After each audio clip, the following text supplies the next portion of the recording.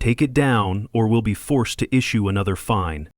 That's what she said, chin high, sunglasses on, clipboard like a weapon. Delilah Crane, HOA president, standing on my porch like she owned the whole block. I looked her straight in the eye, then back at the flag swaying just above the gate. The same one I folded with my son last Sunday. The same one my wife used to iron every 4th of July. No, I said, this one stays. My name's Logan Barrett. I'm a former Special Forces operator, a father, and a widower. I moved to this lakeside neighborhood 2 years ago, hoping for a quiet life after a long one filled with noise. I thought I'd finally found peace, but I didn't expect a war over a piece of fabric. Before I go further, drop a comment and tell me where you're watching from. Ever dealt with an HOA like this? I'd love to hear your story. And if you're into seeing entitled people get put in their place with facts, calm confidence, and a bit of poetic justice, make sure to hit that subscribe. It was Sunday morning when the first notice showed up, taped right to the gate. Unauthorized signage in public view must be removed within 24 hours. They meant the flag, my wife's flag. Sarah used to say it brought dignity to the entrance. She didn't serve, but she waded through 4 of my deployments, raised our boy, ran the house. She understood the meaning behind that cloth more than anyone. When cancer took her 2 years ago, Noah and I started putting it up every Sunday morning as a way of holding on to her. That gate, the one with the oak carving she commissioned, with our initials burned into the bottom plank, is more than wood and hinges. And the flag, it's not decoration, it's memory. It's the last tradition we shared. Delilah didn't care. She marched up the sidewalk like she was reviewing troops, her little entourage in tow. A younger guy in glasses, Travis, I think, trailed her, holding a folder like it might bite him. 2 other board members hung back near the hydrangeas. Delilah didn't even introduce herself. She just pointed at the gate and started lecturing about property guidelines and visual uniformity.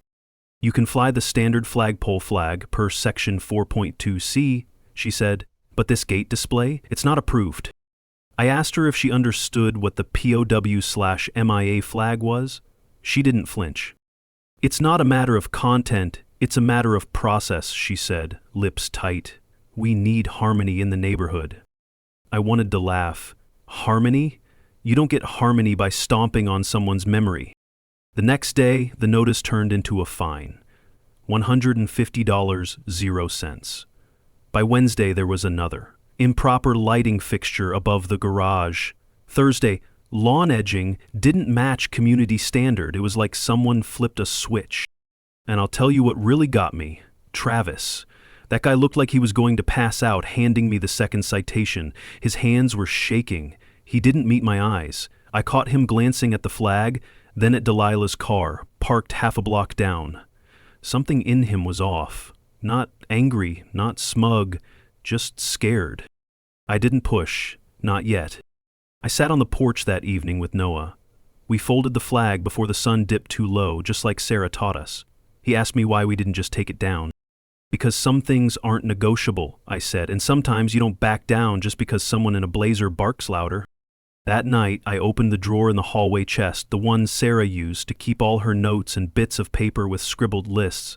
I pulled out the crease sheet where she wrote our Sunday tradition in neat blue ink. It said, flag first, then pancakes. I stared at that note for a long time. They think this is about a bylaw. They think I'm some quiet guy with a past he won't talk about. But they just stepped on the wrong legacy. This gate, this flag, this quiet little corner of the street. We built this with care, with intention, with meaning. And if they want to fight over what it stands for, I'm ready. They don't know who I am, but they're about to find out. I didn't take the flag down, and I didn't say another word to Delilah after that first encounter. But the silence didn't cool anything off. If anything, it made her more aggressive. By Monday morning, I had a citation tucked under my windshield wiper for unauthorized parking angle. The truck was parked the same way it had been for 18 months, nose in, tires on my own gravel. Nothing new. On Tuesday, it was a letter. Your outdoor lighting fixture does not comply with HOA-approved brightness levels. The bulb had been the same since we moved in. It cast a soft golden glow. Sarah picked it out, said it reminded her of old lamplight back home in Georgia. By Thursday, I started keeping the letters in a shoebox by the front door. I knew what this was. It wasn't about the truck, or the light, or the grass. It was punishment. That Thursday, I was tightening the gate hinge when I heard footsteps behind me. I didn't turn, just waited. "You've got another notice," came a soft voice. I glanced back. Travis Kim stood there, eyes on the gravel, arms awkwardly folded around a clipboard. He looked like he wanted to be anywhere else. "What is it this time?" I asked. He cleared his throat. Your lawn edging. It doesn't match Community Design Code, Section 7.1A. He glanced up for half a second, then quickly down again. I stared at him. "Same edging that was there during inspection?" He hesitated. "Yes, sir." "You think I changed it overnight?" And his mouth opened, closed. He just handed me the paper and walked off without another word. I didn't chase him, but I watched him go. The guy had the gait of someone walking away from a choice he didn't want to make. Inside, Noah had the breakfast dishes stacked on the counter. He raised an eyebrow. "Another one?" "Lawn edge," I said. "Apparently it's now a national emergency." He shook his head and grabbed his backpack. "If I ever run for office, remind me to outlaw him." "You won't need to," I muttered. "They'll probably fine you for the campaign posters." We laughed, but the truth under it wasn't funny. Later that afternoon, I took a walk through the neighborhood. Maggie Reyes was out front, pruning her rose bushes in her sun hat and sneakers. She waved me over. "You look like a man walking off a storm," she said. I leaned on her fence.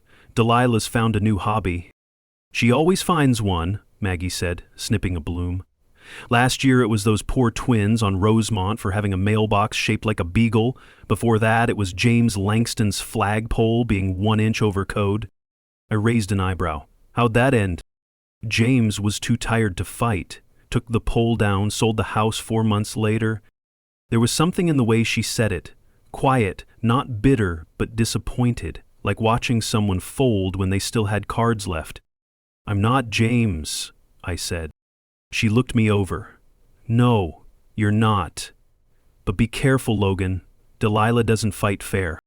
That evening I sat on the porch again with Noah. The sun was dipping, the lake catching the last light. I held the flag across my lap, not flying it tonight. Not because I'd given in, but because I needed to plan, not provoke. "I get why they care so much," Noah said. "It's not even hurting anyone." "It's about power," I told him, "and people like Delilah, they don't like symbols they didn't approve of." He was quiet for a moment. Then he said, "You ever have a commander like that, in the army?" "Too many." "Did you fight them too?" I smiled. Sometimes I waited and let them dig their own hole." He nodded. "So that's what you're doing." "I'm building the shovel." That night, I opened Sarah's keepsake chest again, ran my hand along the old cedar edge. The box was hers, always smelled faintly of lavender and sawdust. I lifted the lid, slowly. Inside, the Sunday note was still there, flag first, then pancakes. But I noticed something I hadn't before, a smaller envelope tucked beneath the lining, the edge peeking out like it had shifted. I didn't open it, not yet. Some things need the right time, and something told me that time was coming. I stared at that sealed envelope in Sarah's chest for most of the night. Didn't open it. Didn't have to. I knew her handwriting well enough to feel the weight of it even before breaking the seal. But the time wasn't right, not yet. First, I needed to see what Delilah would try next. It came the next morning, in the form of a folded piece of printer paper shoved in my mailbox, unsigned. No HOA header, no official stamp. Just a single sentence. "They're changing the bylaws again Monday night." I scanned the cul-de-sac. No one in sight. The breeze carried the sharp scent of pine needles and something faintly acrid, like scorched plastic. Noah was already off to school, and I had the day off from the security consulting gig. I pocketed the note and went inside. Monday night arrived with the kind of silence that doesn't come naturally. It's the kind of silence that grows in controlled spaces, where appearances matter more than substance.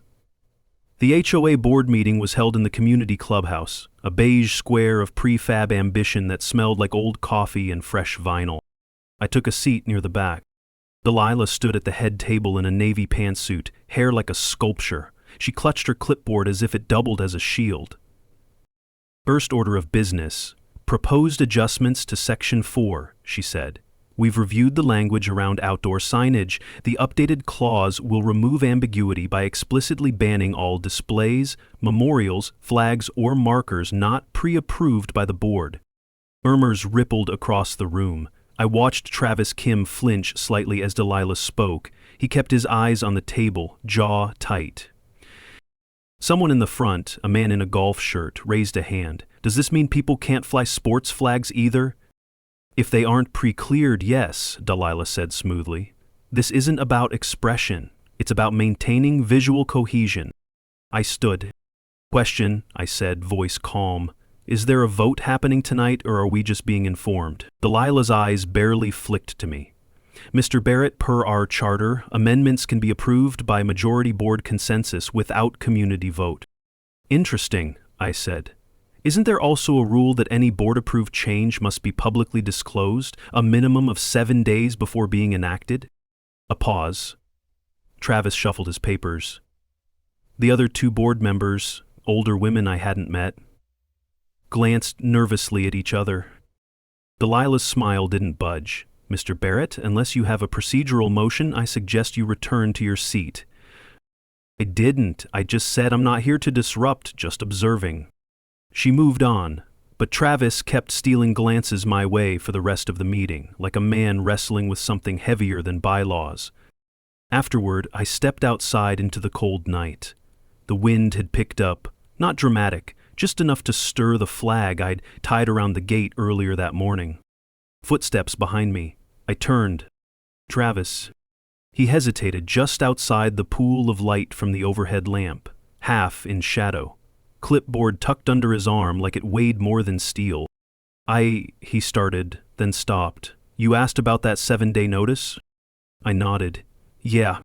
He took a step closer. I noticed the way his right hand trembled slightly, then clenched. She's been skipping the disclosures, he said quietly, for months. I didn't know at first, but I saw the logs last week. They're backdated. Will, are you telling me? I don't know, he said. Maybe because it doesn't feel right anymore. His voice cracked slightly, not with emotion but restraint. I said nothing, just watched him. He added, almost in a whisper, check the archived minutes from March 2018. That's when everything changed. Then he turned and walked into the dark. Back at home, I didn't sleep right away. I sat with the envelope in my lap, still sealed. I finally opened it. Inside was a faded photo of Sarah and me the day we closed on the house, standing by that oak gate, her hand on the post where the flag now flies. On the back, in her neat handwriting, this is where we start again. I held that photo until the sun started bleeding through the blinds. Sarah's handwriting on the back, this is where we start again, hit harder than I expected. We'd barely finished moving in when she wrote that. I remember her laughing as she wrote it too, sitting on the steps with dust in her hair, marker in one hand and coffee in the other. Now here I was, holding that same memory like a weapon. By mid-morning, I headed into town. I wasn't in the mood for errands, but I needed distance. From the house, from the gate, from Delilah's latest game. I stopped by the cemetery first. It wasn't far. A 10-minute drive just past the ridgeline. Sarah's grave sat beneath a dogwood tree, her name carved into smooth river stone. Her idea, not mine. I want to go back to the water, she'd said. Not the sea, just somewhere quieter. I sat beside her for a while, the photo still in my jacket pocket. They're pushing again, I said out loud. But I think I've found the crack. The wind didn't answer, but the tree behind me shifted. It was enough. Later that afternoon, I picked Noah up from school. He threw his backpack into the truck bed and slid into the passenger seat with a huff. I'm never doing group projects again, he muttered. One guy did nothing, and now I'm the bad guy because I called him out. I glanced at him. You stood your ground. Yeah. I smiled. Good. He looked at me sideways. What? It just sounds familiar. He stared a moment, then smirked. Still not taking the flag down? Still not. That shut down the rest of the ride, but it wasn't silence, it was understanding. That night, I pulled the attic ladder down and climbed into the crawl space. The HOA documents I'd been given when we moved in were boxed somewhere up there, along with Sarah's old binders of paperwork. She was the organized one, between us.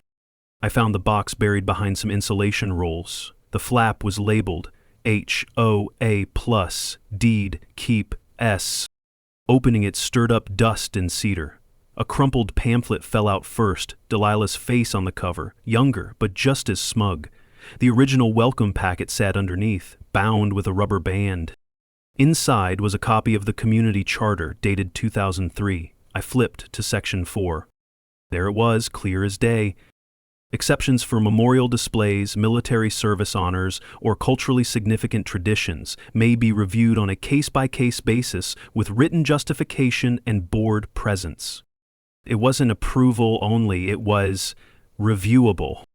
And here's the thing, they'd never reviewed mine. Just find me. No letters, no meetings, no review.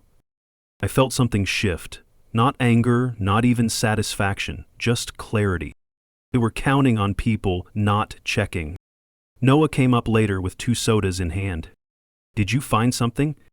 I nodded and passed him the paper. Read that part. He scanned it. So they were supposed to hear you out first? Exactly. So, now what? Now we figure out what changed in 2018 and why they're hiding it. He sat beside me and tapped the box with his foot. You think Mom left more in here? Maybe, I said. She didn't label things lightly. That night, we sat by the gate again, flag folded neatly between us. I hadn't flown it in 3 days, not out of surrender, but strategy. I needed room to move. I needed them to believe I was backing down, even just a little. Do you miss her more when we do this? Noah asked, voice low. No, I said. I miss her the same, but doing this reminds me we're still a team, even now. He nodded slowly. Then he said, I want to help. I looked at him, really looked, and I realized I wasn't fighting this alone anymore. Noah headed off to school early the next morning, shoulders square, chin up. I could tell he was carrying a little more weight than usual, not the bad kind, but the kind that makes a boy feel like a man. I didn't tell him, but I was proud. After he left, I went back into the attic. I'd flipped through Sarah's labeled folders. Utilities, mortgage copies, birth certificates. Everything had its place. But one section of the flooring didn't sit flush, a square near the back corner, just past the insulation. The plywood panel had a faint loop of wire sticking up, almost invisible unless you were looking for it. I knelt down, heart thudding with that kind of quiet tension I hadn't felt since my last recon op. Not fear, anticipation. I slid my fingers under the wire and tugged. The board lifted with a long creak. A burst of dust rose, sharp and dry. Beneath the plank sat a metal lockbox, the kind you get at an old army surplus store, scratched, dinted, blackened at the edges. The moment I touched it, I smelled cedar and rust. And lavender. I carried the box downstairs and set it on the kitchen table. The morning light cut through the blinds in slatted lines. I grabbed a flathead from the drawer, wedged it under the latch, and gave a twist. It clicked open. Inside were layers of neatly folded papers, envelopes, and a flash drive wrapped in Sarah's favorite blue bandana, the one she wore gardening every spring. Beneath it all, a small stack of printed emails, paper-clipped and highlighted in yellow. The top one was dated March 16th, 2018. Subject: Reproposed Charter Edits, Flag Language. From Delilah Crane. 2. Board Group Email. We can't have Barrett types exploiting memorial exceptions. I propose we revise the clause and strip it of subjective terms like military honors and culturally significant. We'll file it quietly in the March update, backdate the meeting minutes, and vote it in under clarification. If anyone asks, we say it was always there. My breath left me. I read it twice, then again. She'd written it, in plain words, in writing. Sarah must have intercepted it when she was volunteering on the events committee that year. She'd kept it. She knew I'd need it someday. I flipped through the rest, copies of draft revisions, email threads about consolidating board authority, even a scanned PDF of what looked like the altered 2018 charter, all stamped and notarized but never filed with the county clerk's office. A paper castle, built on forged ground. And that flash drive? It wasn't just storage. It was a matchstick. That night, I didn't tell Noah yet. I wanted to show him everything, but it needed to be framed right, controlled, clean. Instead, I stepped out to the gate and reattached the flag with deliberate care. Tight knots, center pole, edges straight. I stood back and looked at it until the last edge caught the breeze. Maggie came walking up from her side yard, her shears still in her hand. "Back up again?" I nodded. "I think it's time." She smiled softly. "Good. She'd be proud." "She already was," I said. Back inside, I scanned the documents and backed up the flash drive. 3 places, password locked. Then I printed 2 copies of the Delilah email and slipped one into my glove box and another into Sarah's cedar chest. And for the first time in weeks, I slept, like I wasn't waiting for something. Because now I had it. I had the truth. I had the words Delilah never thought would surface. And I had the box. The one Sarah left beneath the floorboards. Quietly, deliberately, like she'd always known this fight would come back around. By morning, the flag was still hanging, straight and untouched. No new fines, no HOA notes jammed in the gate latch, just silence, and not the kind that means peace, the kind that waits before it strikes. I brought Noah into the kitchen over breakfast, just the 2 of us, 2 mugs of coffee, mine black, his mostly milk, and the metal box between us. "You're going to want to see this," I said. He stared at it, eyebrows drawn. "Is that the same one you found in the attic?" I nodded. "Sarah left it. She must have seen something back then. Saved it for the right moment." He leaned in, picked up the flash drive, and turned it slowly in his hand. "What's on it?" Enough to bring down their whole deck of cards. I slid the top email across the table. He read it, silent at first. Then his mouth opened slightly. "She really wrote this?" "She really did," I said. "She never meant for this to be a fair fight. They rewrote the rules in the dark and counted on no one digging deep enough to see the cracks." Noah looked at the bandana. "That's Mom's, isn't it?" I nodded again. He unfolded it, slow and careful, as if it might tear. It didn't. Inside was another photo. One we hadn't seen in years. Sarah, standing at the gate, bandana tied back, holding a paintbrush with a can of stain at her feet. She was laughing mid-movement. That gate behind her, still bare, no flag yet, but the post where it would eventually fly stood upright and strong. "She built the post," I said. "Told me it needed to be thick enough to hold more than just a latch." Noah's voice cracked a little. "She knew." "Ah," I whispered. "She knew." That afternoon, I called in a favor. Frank Delaney was a name no one in our neighborhood knew, but anyone in the local courthouse sure did. Retired circuit judge, sharp as ever, and more importantly, an old friend from my second tour. He owed me a favor I never intended to call in, until now. "Logan," he said when he picked up, "you finally run out of patience?" "Not yet, but I'm real close." "You got something for me?" "I've got an email, and a charter clause that never legally changed. I need someone to tell me if this thing can stick." He paused. "You coming to me means it's serious." "It's personal." He exhaled. "Send everything you've got. I'll have eyes on it tonight." That evening, I walked the yard. Not pacing. Scanning. I needed to feel the space again, not just the ground beneath my boots, but the edges, the lines Sarah cared about. The rose bed, the bench she insisted on facing west so she could watch the sunset without squinting. The tree stumps she refused to have ground down because it's got character. That stump was more than a stump. It was the exact spot where Sarah buried a tin box full of things she called our real blueprints. I hadn't thought about it in years. The light was fading, and I didn't have a shovel, just instinct and memory. I pulled up the edge of the mulch, brushed it aside. A few inches down, my fingers hit metal. I pulled it out, rusted but intact.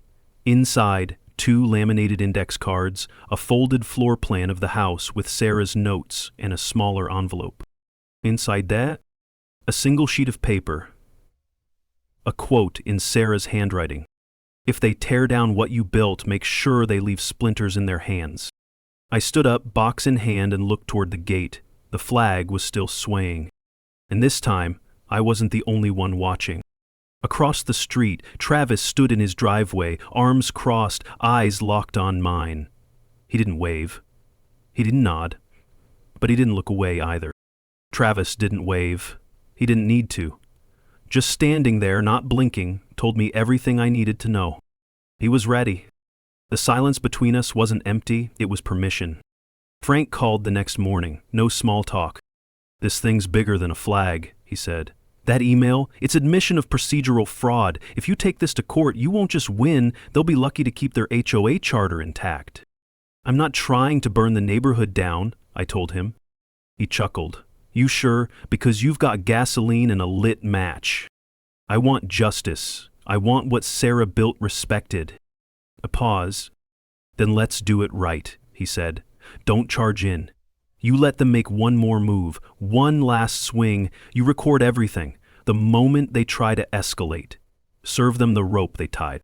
I nodded, even though he couldn't see me. "And Logan?" "Yeah, she'd be proud." By noon, I'd bought a new voice recorder, one of those ultra-slim lapel mics that syncs with a phone. Clean audio, time-stamped, and legal in our state as long as one party consents. I consented plenty. I clipped it into my collar and rehearsed a simple sentence in the mirror. "I just want to understand why this wasn't reviewed fairly." Then I called Travis. He answered on the second ring, voice tight. "Hello, Travis, it's Logan." Silence. Then, "I figured you'd call. I'm not here to trap you," I said. "I want you to know that first." A beat passed. "But you are building something." "I'm building something honest. You can be part of it or not. That's your call." Another pause. "Come by after sundown," he said. "Garage door will be cracked." That night, I walked across the street with the recorder running. Travis's garage looked like a hardware store exploded. Tools on pegboards, a mini-fridge humming in the corner, half-built birdhouses on the workbench. He didn't offer a chair. Just leaned against the wall and rubbed his hands together like he was still deciding. "You want to know what happened in 2018? He asked. "I think I already do." "I didn't vote for the change," he said. Delilah typed it up, presented it like it was minor clarification. But she made sure the board minutes were edited afterward. I only noticed because the backup files didn't match. "You kept them?" "I copied them," he said, voice tight, "on a personal drive." "And you still have that?" He hesitated, then reached beneath the bench and pulled out a USB drive. It was taped to the bottom of a mason jar lid. He handed it over without ceremony. "I kept it in case she ever tried to drag me into it." "She will," I said. "When this breaks, she'll throw everyone else under the bus first." Travis let out a long, dry laugh. "Yeah, that tracks." I held up the drive. "This, with what I've got, makes the picture pretty clear." "She's holding a special meeting this Friday," he added. "Word is, she's pushing to revise Section 5, something about preemptively penalizing repeat violators without appeal." "Preemptive punishment? Basically a blacklist?" I shook my head. "She's betting no one pushes back." "Well," Travis said, folding his arms, "she's wrong." I left the garage just after 10. The air was cooler but steady, no breeze. For once, it didn't feel like something was waiting to collapse. When I got home, I backed everything up, again. Frank had already sent a draft of the cease and desist, tailored, tight, and heavy with legal teeth. It was ready to go the moment they stepped out of line. Noah was still awake, sitting on the steps in his hoodie, legs drawn in, eyes on the gate. "You were with Travis?" he asked. I nodded. "He's with us now." Noah stared ahead. "I used to think rules kept everything in order. And now? I think sometimes rules are the problem." I sat beside him. The flag overhead flapped gently, not in warning, not in defiance, just present, like it belonged. Because it did. Friday came quicker than I expected. The special meeting was set for 7:00 p.m. and Delilah had it listed as urgent procedural clarifications. No specifics, just vague enough to keep everyone in the dark. Classic. But I wasn't walking in blind. Noah and I spent the morning organizing everything. Sarah's original documents, the unedited 2003 charter, the incriminating emails, and the USB Travis gave me with the unaltered 2018 meeting minutes. I made printed copies, digital backups, and even stashed a duplicate flash drive in Maggie's garden shed, just in case someone got clever. I wasn't just defending a flag anymore, I was defending the truth. At 4 o'clock, I stopped by the HOA's administrative annex, the small, windowless room behind the clubhouse where they stored old records. The room was empty, lit by a flickering ceiling bulb that made the whole place buzz like a broken vending machine. Per community policy, all members had a right to review HOA meeting minutes with 24-hour notice. I had emailed the request Tuesday. No one replied, but they hadn't denied me either. That was enough. Inside, rows of file cabinets lined the walls. Most were labeled by year. I went straight to March 2018. The folder was there, but thinner than expected. I opened it. Inside were the edited minutes, a 3-paragraph entry that claimed unanimous board approval of charter clarification, citing attendance by 4 board members, only 2 of whom still lived in the neighborhood. No transcripts, no public notice logs, no resident vote. I double-checked the file label. There was a faint line underneath the typed March. Handwritten, barely visible, was the word amended. They hadn't just hidden the truth, they had replaced it. I snapped a photo with my phone. Then I noticed a small stack of folders labeled Archival Review Deceit Incomplete. At the bottom of the stack, a manila folder marked Discretionary. I opened it. It was full of complaint letters, some signed, others anonymous, most were short, but one caught my attention. It was handwritten in blue ink on lined paper. If Mrs. Crane pushes this amendment through, she'll be violating the original conditions of our land use. This flag clause was meant to protect our veterans, not control them. I won't sign off on it. Harold M. Akers. The signature wasn't familiar, but the name was. Harold had been HOA president before Delilah, retired firefighter, died in 2019. His name was on the original 2003 charter. He helped write the clause that Delilah buried. And now, in her file room, hidden under discretionary, his warning sat collecting dust. I took a photo. Then I took the whole page. Back home, I laid everything out across the dining room table. Noah sat across from me, reading each document with growing focus. This guy, Harold, he basically predicted she'd do this. Yeah, I said, and she ignored him. What are you going to do at the meeting? I tapped the printed email. I'm going to let her talk first. You're going to let her walk into it? Exactly. 7:00 p.m. sharp. The clubhouse, filled with more neighbors than usual. Word had gotten around, whispers, forum threads, a few brave souls like Maggie who'd told people, just show up. Delilah stood at the front, flanked by 2 uneasy board members and Travis, who looked strangely calm. She tapped the mic. Thank you all for coming on such short notice. Tonight we'll be reviewing revisions to Section 5, including streamlined enforcement procedures for ongoing violations. Her eyes swept the room, paused when they met mine. I didn't flinch. She continued. These updates are essential to keeping our neighborhood safe, visually cohesive, and legally protected from unwanted disruptions. Safe. Visually cohesive. The way she said those words, you'd think we were under siege. When she opened the floor for questions, I stood slowly. Just one, Delilah, I said evenly. Can you confirm the board has been operating under lawful charter procedures since 2018? Her lips twitched. Of course. Everything has followed protocol. Great, I said, because I've got something that says otherwise. And I placed the folder on the table in front of her. Sarah's documents, Travis's files, Harold's letter, and the email. Delilah didn't reach for them. She just stared. Because for the first time she realized she wasn't in control anymore. Delilah didn't touch the folder, not even a glance. She kept both hands flat on the table like someone clinging to the edge of a cliff with just her palms. Across the room, Maggie coughed once. Soft, pointed. Then someone else spoke. What's he talking about? A man near the front asked. What's in that folder? I didn't raise my voice. I didn't have to. It's proof the board illegally revised our charter in 2018, without a public vote, without proper disclosure, and with the intent to silence certain displays, mine included. A few gasps, some murmurs. I kept going. The original documents were buried. The vote records manipulated. The emails. I tapped the top page, the one with Delilah's name in bold. Make it clear this wasn't oversight. This was deliberate.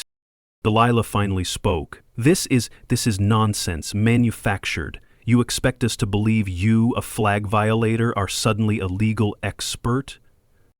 I smiled. No, but I did consult one. That's when Frank Delaney stepped through the clubhouse door. He didn't say anything, just nodded at me and held up a manila envelope. Then he walked right up and handed it to Travis. Travis accepted it like it weighed more than gold. Delilah's face drained. Travis cleared his throat. I've reviewed the contents with Mr. Delaney. The attached legal statement verifies that the 2018 charter revision was improperly enacted and never registered with the county, which means... He looked up, eyes steady. Which means the current enforcement policy has no legal standing. The room fell into a hush, not stunned silence, shifting silence, the kind that follows the moment people realize they've been backing the wrong person. One neighbor stood, then another. Maggie crossed her arms and said loud enough for everyone to hear, "So all these fines, all these notices, were built on a lie." Delilah straightened in her seat. The board was acting in good faith. "No," Travis said. "You were. The rest of us were just following orders." The way he said it, firm, not dramatic, cut sharper than a yell ever could. Delilah turned to the board members flanking her. Neither would meet her eyes. One stood and walked out without a word. The other looked visibly rattled and slowly sat back, palms in her lap. I let the silence settle. Then I stepped forward. Every warning letter you issued, every petty violation, every targeted threat, it all comes down to this. I tapped the folder. A memo, a rigged vote, and one person's obsession with control. Delilah's jaw clenched. You think this is about a flag? About your yard? I leaned in slightly. No, it's about what that flag represents. About Sarah. About every vet who ever thought they earned the right to hang a piece of cloth without asking permission from a committee drunk on power. The crowd was with me now. I saw it on their faces. Recognition, some guilt, but mostly relief that someone had stood up, that maybe the rules weren't so unshakable after all. Frank stepped beside me. We've filed a formal complaint with the county. There will be a legal review.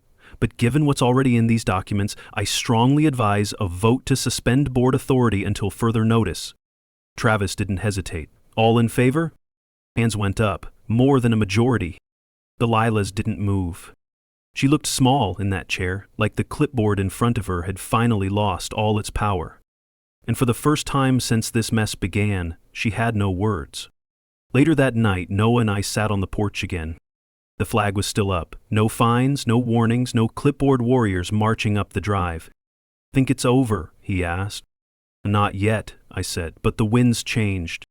He looked out toward the street, where neighbors were still talking in clusters, murmuring about charters, apologies, and resignations. Then he said, You know, Mom would have loved seeing Delilah shut down like that. I smiled. She probably saw it before we did. By Saturday morning, Delilah Crane had gone quiet. No HOA notices, no email blasts, no early morning prowls through the neighborhood with her clipboard like a sheriff patrolling a town that didn't need one. But silence doesn't always mean surrender. Sometimes it's a setup. I was sweeping leaves off the porch when Noah opened the front door, phone in hand. Dad, he said, brows drawn tight, you need to see this. It was a post on the neighborhood forum. Unsigned, but clearly written in Delilah's voice. Cloaked in we and our values, but pulsing with passive aggression. As certain parties seek to dismantle the standards that make our community desirable, we remind all residents that our enforcement policies are still in effect pending county review. Violations will be noted and documented accordingly. The thread had over 30 comments already, some neighbors backing her, most calling her out. But one reply stood out, posted by Travis. Delilah, please refrain from issuing statements on behalf of a suspended board. As acting secretary, I'll be delivering official updates directly to residents after Monday's interim meeting. I hadn't even known there was a Monday meeting. She was losing grip and grasping for whatever thread of control she could still hold. I didn't respond to the post. I didn't need to. Instead, I drove to the county clerk's office with Frank and filed two things: a formal petition to invalidate the 2018 AE amendments, and a public notice of violation against Delilah's attempted enforcement during suspension. Frank added his signature as witness. The clerk stamped both forms without hesitation. It was official now. No more gray area. Delilah wasn't just wrong, she was out of bounds. Back home, I found Maggie in her front yard, watering her roses like it was any other day. "She's not done yet," she said without looking up. "I know. She's the type that doesn't let go. She needs to be seen losing before she stops." I paused. "Then we'll show her what that looks like." She looked at me then, sun hat tilted, face unreadable. "You're not just doing this for Sarah anymore, are you?" I said. I exhaled. "No, I think I'm doing it for everyone who thought they had to stay quiet to keep the peace." Maggie nodded, then turned the hose toward the sidewalk. "Well, make it loud then." That evening, Noah and I went through the final prep. We'd printed more copies of the charter, the memo, the complaint. We'd compiled statements from 3 neighbors who'd received wrongful fines, including Maggie, who gave us hers in an envelope with a short note, "For whatever you need, about time." I clipped everything into a binder labeled simply Truth. Noah placed it on the dining room table beside Sarah's original copy of the flag clause. The 2 documents, 15 years apart, looked different, but said the same thing. They stood for fairness. Right before bed, I took a walk out back, no plan, just instinct. The yard was dark, except for the porch light, casting long shadows across the grass. I passed the tree stump where Sarah had buried the blueprints, stopped, ran my hand along the top. It had aged, cracked slightly from winter, rougher now, but still solid. Still rooted. I knelt beside it and pressed my palm flat against the wood. Then I whispered, "One more round, Sarah." Behind me, the flag flapped once, just once, in the windless air. When I came back inside, Noah was at the table flipping through the binder. "You nervous?" he asked. "No," I said, "but I'm ready." He closed the binder and looked up at me. "Then so am I." Monday night, the air was thicker than usual, not hot, not cold, just expectant. You could feel it in the way people walked into the clubhouse. Slower, quieter, like they weren't coming for a meeting. They were coming for truth. Chairs filled fast. No sign-in sheet this time, no clipboards. Just a community that had finally stopped whispering and decided to listen with their eyes wide open. Delilah was already there, seated at the head of the table, posture stiff, blazer pressed, crisp like armor. But there was something off about her tonight. Less fire, more porcelain, ready to crack. Travis stood to the side, no longer her shadow but something closer to an equal, and beside him, Frank Delaney, in a gray suit that still managed to look like Justice had a wardrobe. I took a seat in the front row, binder in hand. Noah sat beside me, silent but focused, hands folded over Sarah's original charter printout. The symbolism wasn't lost on either of us. The clock hit 7. "Oh, clock." Travis stepped forward. No microphone this time, just his voice, and it was steady.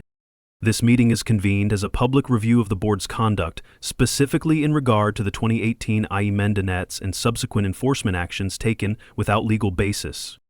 Delilah's lips thinned.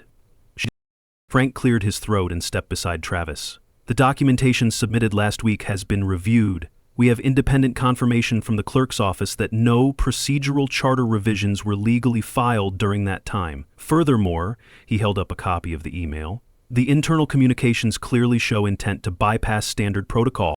Someone in the back said, "She forged the rules." Frank didn't confirm it aloud, but the silence afterward did. Delilah finally stood, slow and deliberate. "This is a smear campaign," she said, voice taut. "You're letting one man, one rule breaker, dictate how we govern." I stood too.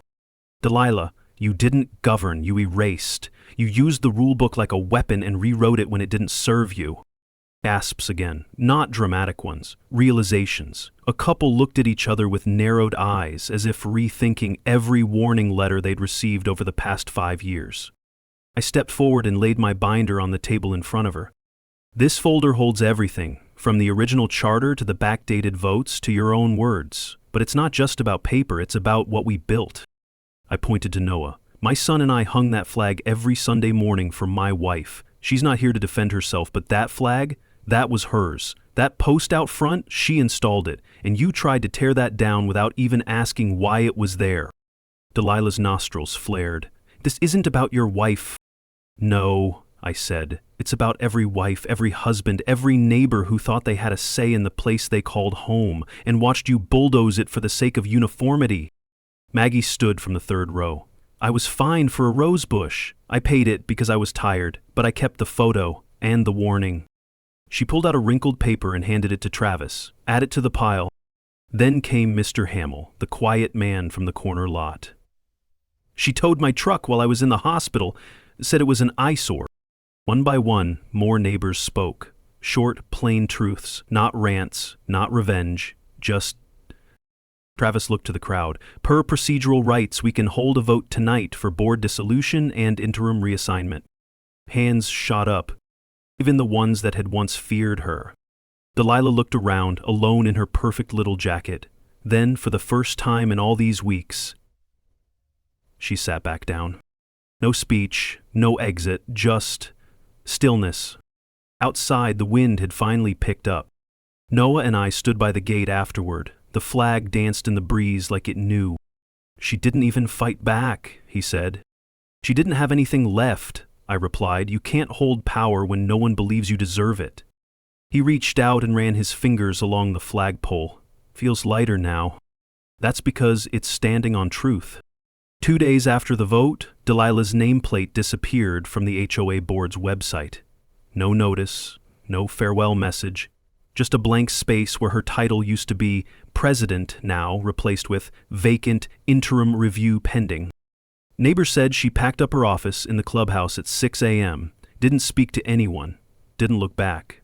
The woman who once paced the sidewalks with the authority of a monarch had vanished like a rumor that finally lost traction. And just like that, the storm passed without thunder. Friday morning, I found Travis at my front gate. He wasn't in uniform, just jeans and a faded flannel shirt. He looked taller now, somehow, like shrugging off that title gave him his spine back. He handed me a slim folder. "Final notice," he said. "Retroactive nullification of all citations issued between 2018 and now, including yours.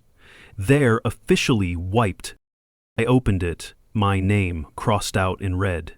The word voided stamped diagonally across every fine, every warning, every false notice. Noah stepped onto the porch beside me, arms crossed. "Feels good to win, doesn't it?" Travis looked at him.